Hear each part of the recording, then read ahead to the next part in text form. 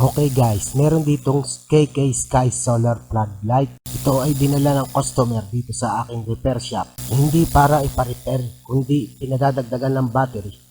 At dahil nagustuhan niya ang performance nito, may dala na rin siyang 18650 battery, 4200 mAh, 8 piraso.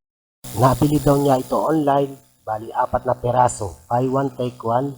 At dahil nga ito ay solar na naka-design para sa outdoor, na tulad niya na mahilig mag-camping, gusto niyang i-upgrade ang battery capacity, lalo na ginagamit sa pag-charge ng cellphone. Ang problema, hindi niya alam paano buksan o paano ikabit. Solar Gadgets Teardown and Review.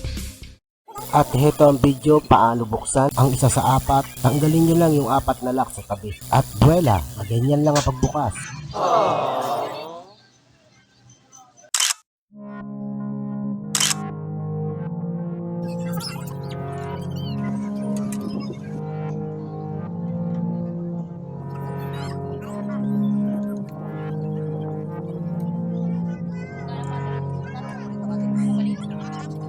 These are a battery inside value.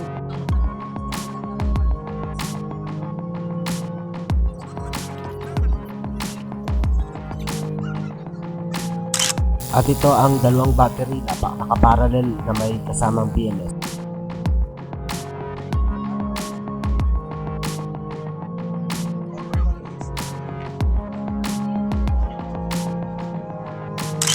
I-parallel nyo lang yung ginawa nyong battery sa stock battery. Wow! Isa-subscribe ko yan.